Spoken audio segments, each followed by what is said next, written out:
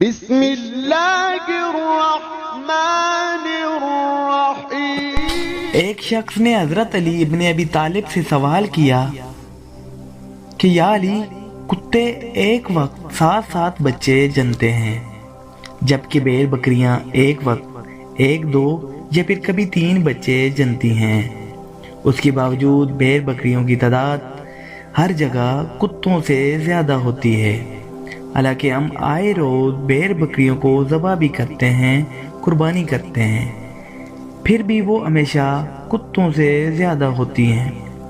حضرت علی نے فرمایا، یہی چیز برکت ہے۔ اس شخص نے کہا، برکت بیر بکریوں میں ہی کیوں، کتوں میں کیوں نہیں؟ حضرت علی نے فرمایا، بیر بکریاں رات کے شروع میں سوتی ہیں اور رحمت فجر کے وقت جاگ جاتی ہیں تو برکت کو پا لیتی ہیں، مگر کتے ساری رات بھونک کر فجر کے قریب سو جاتے ہیں اور رحمت اور برکت سے محروم ہو جاتے ہیں۔ میں تم کو نصیحت کرتا ہوں کہ رات کو جلد سو کر صبح جلد اٹھو، یہی رزق اور اولاد میں برکت کا ذریعہ ہے۔ سبحان اللہ۔ ویڈیو پسند آنے کی صورت میں ہمارے چینل کو سبسکرائب کریں۔ شکریہ۔